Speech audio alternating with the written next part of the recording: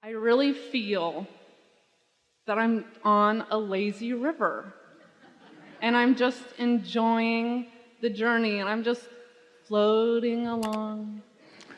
And, I'm like, this is fine, this is fine, this is good, it's very enjoyable. Sometimes I'll hit a bank and then I'll say, oh, focus a little bit more, flow, flow, flow, flow, flow. And I have desires, and when I think about them, they still feel good. And I think, well, I haven't taken any action on them. And then I think, that's okay. I haven't felt the inspired action to do anything with it yet. So I'm like, they're still feeling good.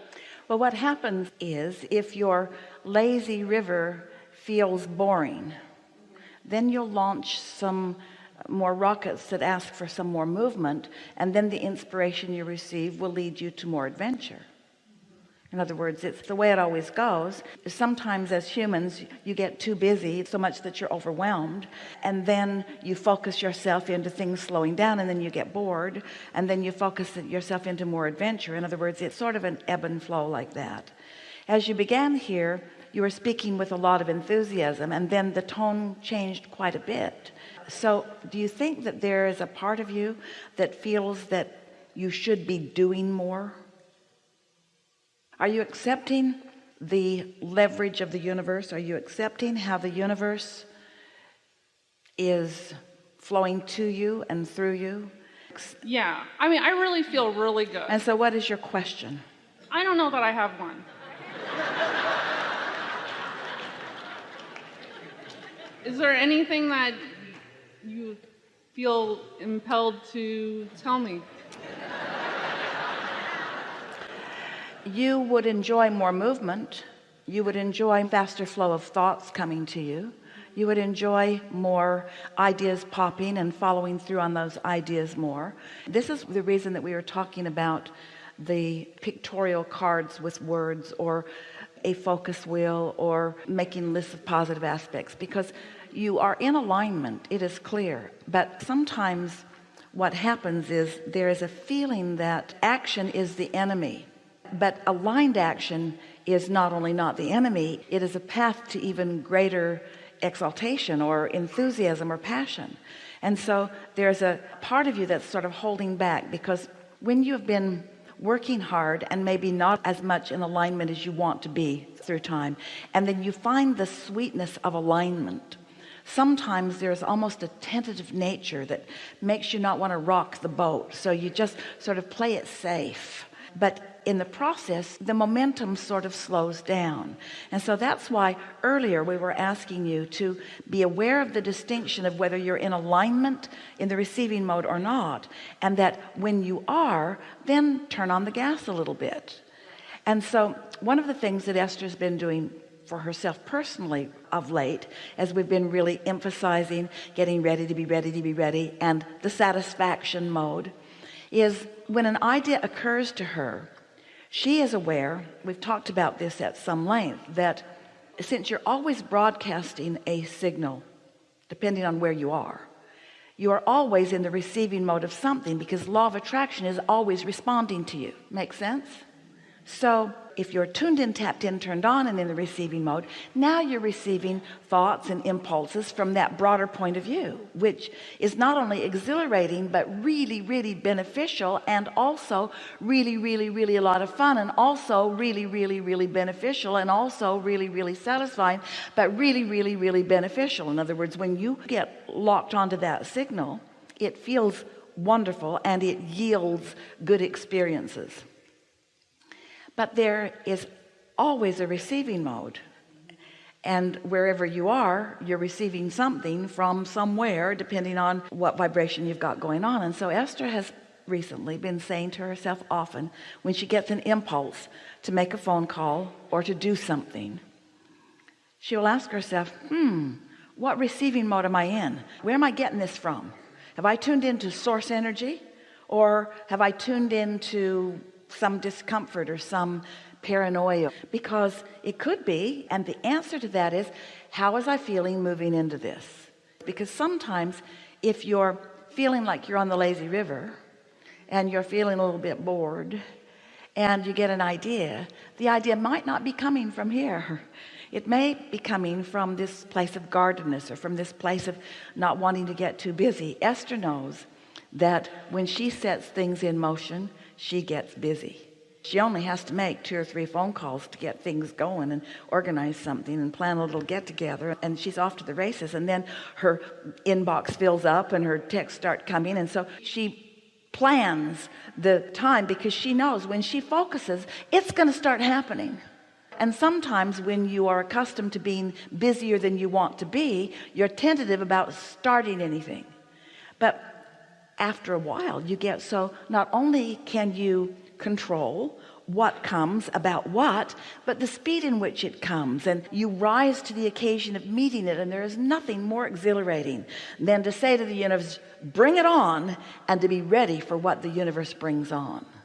And you have not always been ready for what the universe brings on, because you've been like a lot of people. You get tuned in, tapped in, turned on, and you put in your requests, and then you don't stay there. And sometimes when it comes, you're not ready for it, and then you get overwhelmed, and that kind of makes you a little tentative about what you ask the universe to bring. Does that make sense to you? Yeah, can I ask a follow-up question? Yes. Okay, so I remember about a year ago, I got a very strong, vivid download of just this imagery. Like, I was watching myself up on stage with a DJ competition and winning the competition. Now, at that point, I have never DJ'd. I've thought of it, casually. And it was just this clear image of me. And I'm going like this, and the crowd is going crazy. And we can see it. Can you? And so that happened, I think, in May of last year. And then it kind of took me a little while to, take some inspired action towards learning about DJing, and, it kind of ebbs and flows. So I would call that a strong impulse, or a strong delivery, receiving of a message. First of all, when you receive that, as you said, download, and that's what it feels like, that's really the receptive mode. By the way it felt when it came, that you were really in the receiving mode. So you also understand from what you've heard before and today that that's your vortex, that's things that are in the vortex being received by you, and you translating it. You said something really good in relationship to this as we began. You said how you appreciated Esther finding the words. So you realize that we're presenting a block of thought that Esther is interpreting into these words. So you did the same thing. You received a block of thought that you interpreted into that vision. And so that vision that you interpreted into, there's something in the vortex that caused you to bring the specifics of that into being. Now, if you want to step back into a more general place, you're sort of a cheerleader of life. When you took to the stage just now, the things you said were uplifting to everyone in the room. You felt your energy and your perspective move the crowd. They felt it too. You get to choose in what way you do that, and it doesn't matter if it's in that way or another. The important thing is that you recognize that when you're tuned in, that it is of benefit not just to you because you're having fun, but to others who law of attraction has put there together with you. Now, you're also doing what so many people do once they receive something. Instead of staying in the receiving mode and letting it play out, you're getting too heady about it. You're trying to think too much about it. That's why we were talking earlier about notice the difference between thinking thoughts and receiving thoughts, and don't jump in too soon to try to work it out. In other words, I better start taking some DJ classes because I really don't know what I'm doing, and I better do some polling of what music is popular. Then right away your energy starts to subside as you introduce the unknown and therefore resistance into the equation.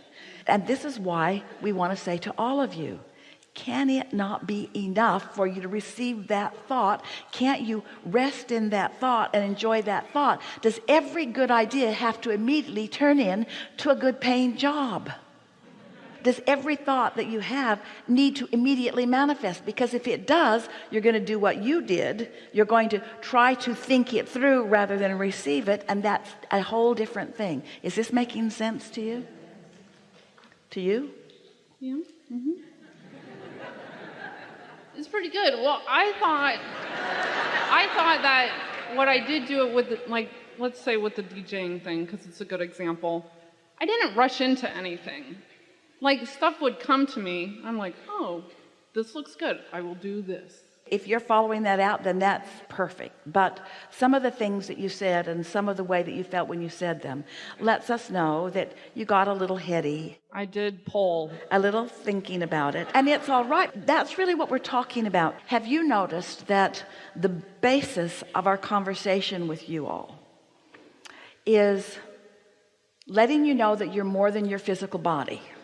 Letting you know that there's a non-physical part of you that's active, letting you know that law of attraction is responding to that non-physical part, letting you know that because there are two active vibrational points of view, that's the reason that you can feel positive emotion as you align with your inner being, or negative emotion as you pull apart from your inner being. These are things that are important to understand. And then it's important to understand that you are the creator of your own experience, and the way that you create it is through knowing what you don't want, putting things into the vortex, and then coming more and more into alignment with what's in the vortex.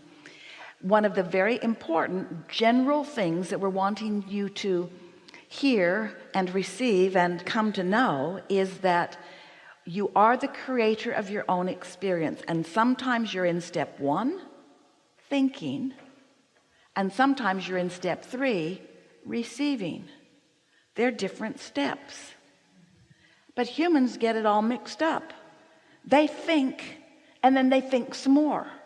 You think about what you want, and then you think about how you're going to get it, and then you think about how you haven't got it, and then you think about how you want it, and then you think about how it hasn't manifested yet, and then you think about what you need to do that would be better, and then you think.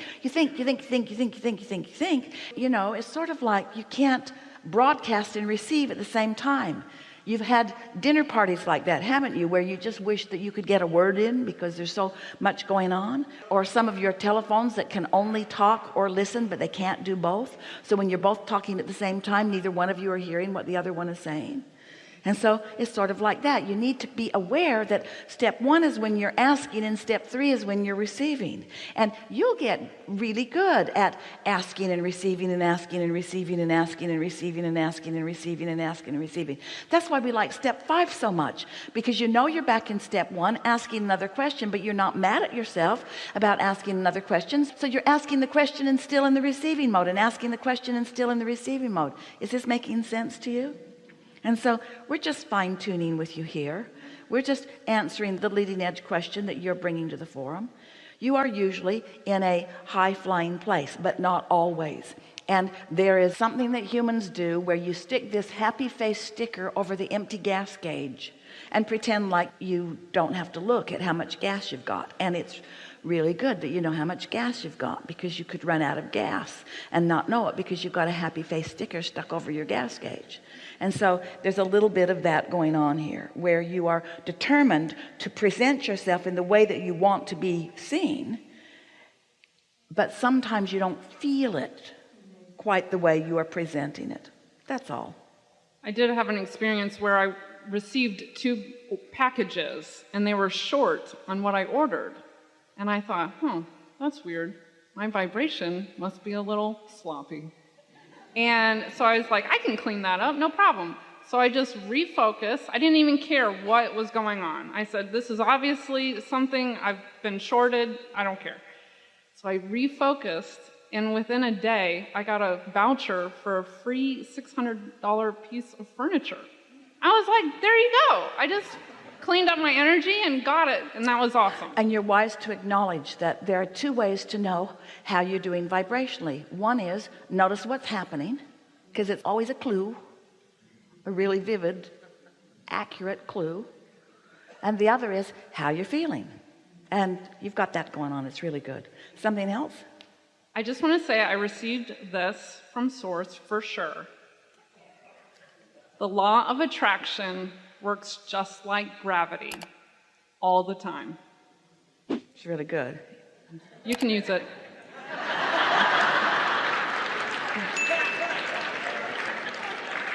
Since we gave it to you, we might as well. Thank you.